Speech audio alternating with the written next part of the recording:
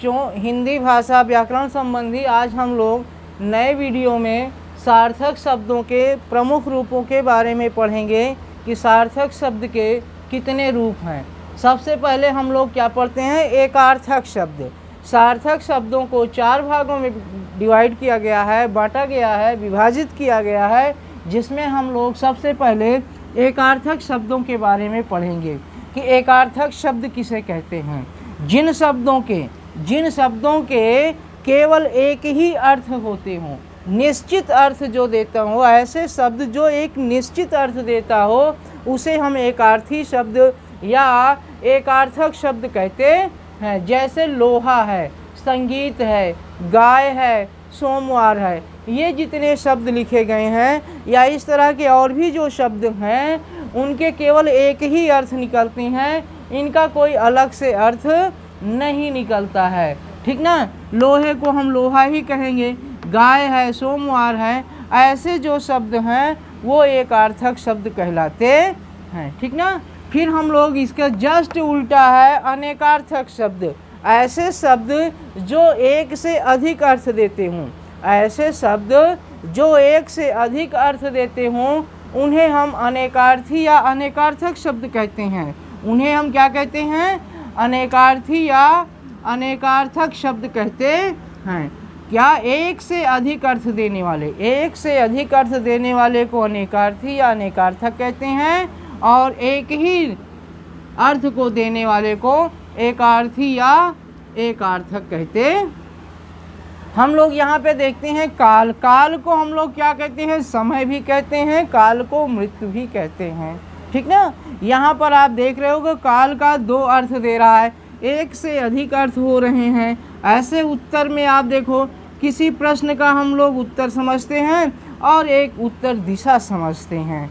यहाँ पर भी आप देखिए उत्तर के जो है 2 है, एक से अधिक अर्थ हो रहे हैं, 2 अर्थ यहाँ पे दिया गया है। कहने का मतलब है एक से अधिक अर्थ बताने वाले जो शब्द होते हैं वो अनेकार्थी या अनेकार्थक शब्द कहलाते हैं और एक अर्थ देने वाले को एकार्थी शब्द या एकार्थक शब्द कहते हैं। फिर हम लोग बात करते हैं समानार्थक शब्द की। क्या करते हैं, समानार्थक शब्द। जिन शब्दों के एक से अधिक अर्थ, जिन शब्दों के एक से अधिक अर्थ समान होते हैं, क्या समान होते हैं, वे परस्पर समानार्थी या समानार्थक या पर्यायवाची होते हैं। वे परस्पर समानार्थी या समानार्थक या पर्यायवाची शब्द कहलाते हैं। जैसे कमल, कमल को हम लोग सरोज भी कहते हैं, अम्बुज भी कहते हैं, जलज भी कहते हैं, पंकज भी कहते हैं।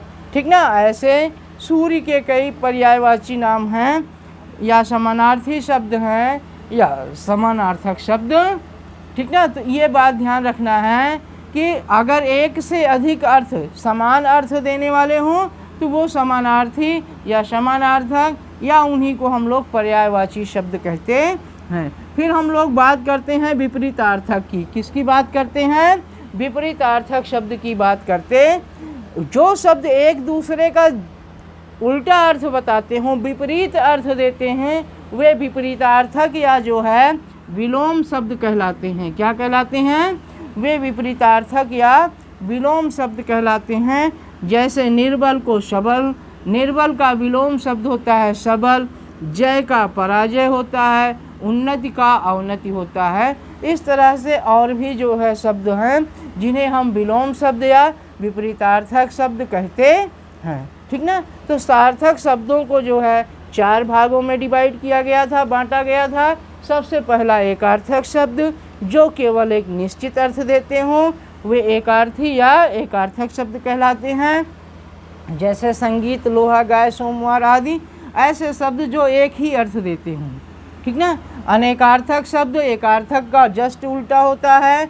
ऐसे शब्द जो एक से अधिक अर्थ देते हों वे अनेकार्थी या अनेकार्थक शब्द कहलाते हैं। जैसे काल को हम लोग समय या मृत्यु कहते हैं, उत्तर को प्रश्न का उत्तर या उत्तर दिशा के रूप में जानते हैं।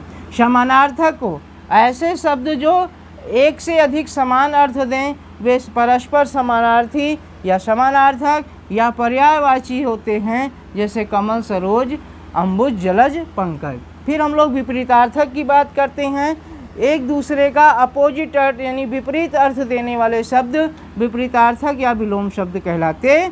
जैसे सबल का निर्बल, जय का पराजय, उन्नति का अवनति। ठीक ना। अब हम लोग देखते हैं रचना के आधार पर भी शब्दों का वर्गीकरण किया गया है।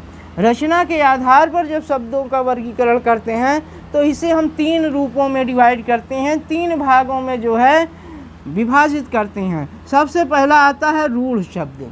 रूढ़ शब्द क्या होते हैं? जो शब्द स्वयं एक ऐसी इकाई होते हैं, जो शब्द स्वयं एक ऐसी इकाई होते हैं जिसके कि और सार्थक टुकड़े नहीं किए जा सकते, उन्हें रूढ़ कहते हैं। जैसे जल है, क्या है?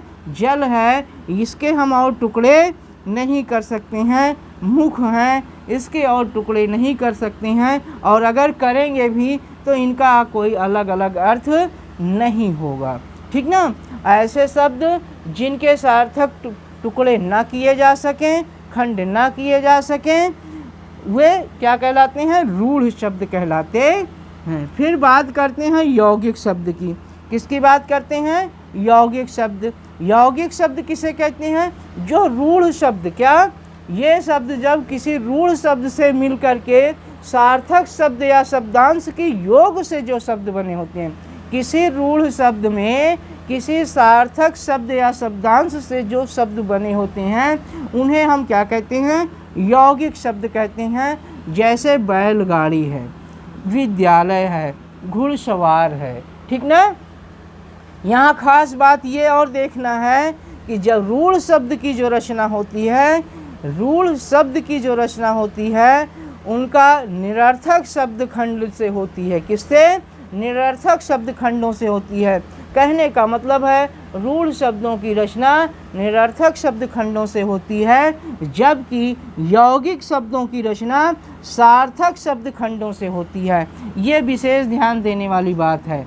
रूढ़ शब्द की रचना निरर्थक शब्द खंडों से होती है, और यौगिक रचना जो है, यौगिक शब्द की जो रचना होती है वो सार्थक शब्द खंडों से होती है। कहने का मतलब है यहाँ पर हम बैलगाड़ी लिखे हैं तो बैल का भी अर्थ है, गाड़ी का भी अर्थ है, विद्या का भी अर्थ है, आलय का भी अर्थ है। ठीक ना। ये दोनों अलग अलग शब्द शब्दांश हैं जो कि सार्थक हैं। और जबकि मुख जल, और जल में अगर हम जा और ला अलग कर दें तो जा का कोई अर्थ नहीं हो पाएगा और ला का कोई अर्थ नहीं हो पाएगा। ठीक ना। यहाँ पर हम ये देखते हैं। फिर हम लोग बात करते हैं योग रूढ़ शब्द की। तीसरा जो है रचना के आधार पर जो तीसरा विभाजन किया गया है वो योग रूढ़ शब्द हैं। ठीक ना। रचना में यौगिक होते हुए, योग रूढ़ शब्द क्या होते हैं? रचना में तो ये यौगिक हैं, लेकिन ये शब्द रूढ़ शब्द के रूप में प्रयोग किए जाते हैं। रूढ़ शब्द के रूप में जो शब्द प्रयोग किए जा रहे हों, लेकिन रचना उनकी जो है वो यौगिक होती है। क्या? यौगिक होती है, उन्हें योग रूढ़ शब्द कहा जाता है। ठीक ना। ऐसा 3 कारणों से होता है। ऐसा कितने कारणों से होता है? 3 कारणों से होता है। एक तो अर्थ संकोच के आधार पर होता है। क्या होता है? एक तो अर्थ संकोच के आधार पर होता है, जैसे पिता और पीताम्बर। अर्थ संकोच के आधार पर जो है पिता और पीताम्बर होता है। ठीक ना। और दूसरा है अर्थ विस्तार के आधार पर। अर्थ विस्तार के आधार पर योग रूढ़ शब्दों की रचना होती है। भंडार और प्रहरी है। ठीक ना। और अर्थ परित्याग के आधार पर, यानी अर्थ को छोड़ करके हम लोग क्या देखते हैं? घृणा और जुगुप्सा देखते हैं। हमारे हिसाब से, हमारी समझ से आपको ये वीडियो ज्ञानवर्धक लगा होगा। अगर ये आपको ज्ञानवर्धक लगा हो तो इसे आप लाइक करिए, ज़्यादा से ज़्यादा जो है अपने दोस्तों में से शेयर करिए, और आप स्वयं इसे सब्सक्राइब करिए, जिससे आपको और ज़्यादा से ज़्यादा जो है आने वाले वीडियोज़ के बारे में जानकारी मिल सके और आपका ज्ञानवर्धन हो सके। ओके।